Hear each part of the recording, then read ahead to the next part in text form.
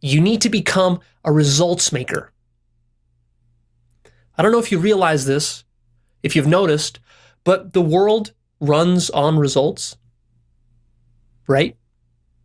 Whether it's business or money or career or fitness or even your internal mood, all that stuff is a result. Everything that you're looking for in life is a result. So if you can't do this, if you're not a results maker and you don't have this in your pedigree to be able to go out there and achieve extraordinary results, uncommon results, then basically you're fucked in life. You see this? So when we talk about self-actualizing, when we talk about living up to your full potential, do you realize what that actually entails? That entails getting results. Not just dreams and ideas and theories. And the interesting psychological dynamic here is that it's emotionally disturbing and uncomfortable for us to have our bubbles popped. We don't like it. We like to live in fantasy land. And so what a lot of people do, I suspect, is that they live in fantasy land, but then they never ground themselves, because this grounding process, it doesn't just happen once. You have to keep doing it again and again and again and again. And this is what a really good results maker is able to do, is he's able to hold his own feet to the fire. Whereas the other people, what they are is they're just dreamers. They're dreamers and they're big talkers, and they talk a lot of shit, but they don't actually get anything accomplished. Dirty, emotionally difficult thing to undertake. Because what has to happen is, first of all, you have to be flexible enough to relinquish a lot of your fantasies and beliefs. Because here's the cool thing about reality, is that reality doesn't change for you. You got to change for reality. Now, there's really two options that you have. One is you can come up with all these cool dreams, and then when you try to implement them within reality, you see that, oh shit, it's not working. And then you have a choice. You could say, okay, it's not working, so let me just go and fantasize some more and forget about this whole thing of trying to make my dreams real. Let me just not do that. It's kind of painful, kind of unpleasant and uncomfortable. I don't want to go through all that. So that's one option. That's the emotionally easy option. Then there's the emotionally difficult option, which is to say, and this is the mature option, which is to say, man, I was really misguided about my understandings of reality. I thought this thing would fly. It's not going to fly, not even close. Shit. Let me go back to the drawing board. Let me think of a new idea. Let me not only just do that, but also let me introspect and analyze my own process. What kind of beliefs do I hold about the world which are making it impossible for me to make this project actually fly in the real world? Oh yeah, I've got a couple of those beliefs. I can see now how those beliefs are probably wrong, but man, I don't want to give up those beliefs. Are you that way in your life? Do you talk a lot of shit, but then don't get anything done? Do you have a pedigree of creating results? That's very important if you really want to create either success or even happiness. You might think like, well, happiness doesn't depend on creating all these tangible results, but actually it does.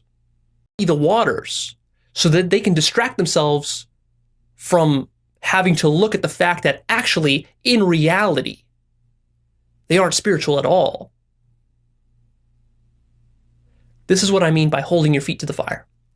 What you need to do as a results maker, if you want to really be a results maker and self-actualize, you need to bite this bullet at some point in your life. And you got to say to yourself, man, okay, I can't be one of these people who just dreams shit up and then doesn't make it happen. I got to bite the bullet on this, and I got to get humbled by reality. Like if reality wants to beat my face to a bloody pulp, then I'm willing to take those hard knocks, because that's worth it to me, because I actually care about getting my dreams realized. And then you actually got to take those knocks and pay that cost. And what that might mean for you is giving up some of your very cherished beliefs that you're clinging to, or reconciling some of the issues you've got with money. If you want to go earn more money and take care of your finances, shut the fuck up and go take care of your finances so that actually the numbers in your bank account are increasing. That's the thing that you should be judging yourself on, not how well you can talk or how well you can dream some shit up. You know, if you want to move to a new country, when you actually move to that new country, that's when it counts. Before then, it's just a bunch of talk. Same thing with losing weight. Same thing with your relationships. Same thing with your happiness levels. Are you actually increasing your happiness levels? Or are you just talking a bunch of shit? Enlightenment? Are you pursuing enlightenment? Are you really pursuing enlightenment, or are you just talking a bunch of shit about enlightenment? You need to shut the fuck up, do less talking, and more doing. And when you do doing, don't confuse just doing for results. There's a very big difference between just doing stuff and getting results. Because you could do certain things that will never generate a result at all. And in fact, a lot of people make this mistake. A results maker makes this distinction very clear in his mind. If I'm doing something and it's not generating a result within a week or two, I got to change that shit up so that I'm doing something else. Got to change my approach. Can't get stuck. A lot of people, they get stuck in these cycles where they're just doing stuff and they think it's going to produce something later on, and then it never produces anything. And they don't want to change because change is emotionally difficult. Like 1 in 100 people will be serious when they're telling you this stuff. The other 99%, they're just jokers, just talking shit. So in my mind, what I've done a long time ago is I've totally discounted talk. When someone tells me they're going to do something, in my mind, it means nothing. It's like empty, just sounds. You're going to do something? Don't tell me you're going to do something. Go fucking do it. Don't tell me you're going to lose 20 pounds. Go lose the fucking 20 pounds. Then come talk to me about it. Don't tell me you're going to write a book. Write the book. Then come show it to me. Then we can talk. Oftentimes, talk is just a distraction from holding your feet to the fire. Another point is take personal responsibility for making it happen, whatever it is. Losing weight, starting a business, some project at work, earning more money for somebody, whatever.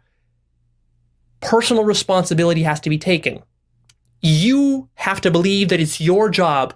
Nobody else is going to do it for you. Stop waiting for somebody else to lead you, to show you the way, to tell you what to do. If there's some initiative at work that needs doing, step up and do it. Take personal responsibility. I always assume that if I don't get it done, it'll never get done and no one will do it for me. That's like my general operating principle for life. Whatever it is, I have to do it. Another important point is working the big picture. A results maker is powerful because he has a big picture, high-level understanding of what we're working towards and why we're working towards it. There's like a purpose behind what he's doing. He's not just doing some menial labor for somebody else just because he's going to get paid for it. That's a terrible way to go about it.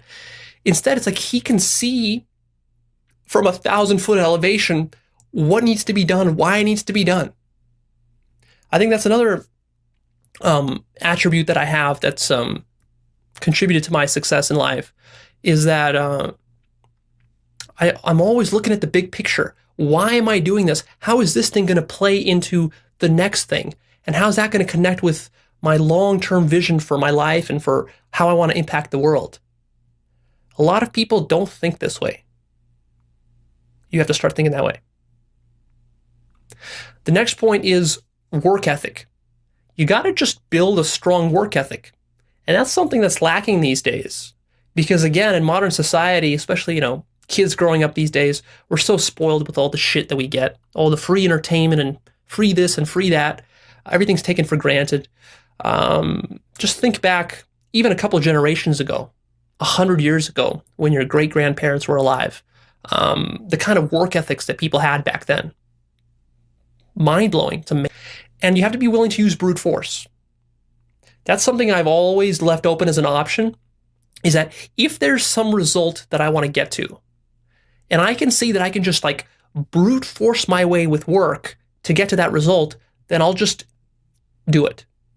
I'll gravitate towards doing it. Whereas what I see with some people is that it's like, yes, we could accomplish this goal by brute force, but it's like, oh, well, I don't want to brute force it. Like, isn't there a shortcut? Isn't there some magic solution? Do I really have to sit there for 5 hours and just hammer on this thing until it gets done? I don't want to do that. And so what they say is, let me go look for another approach. And then they never find that approach and they never get anything done.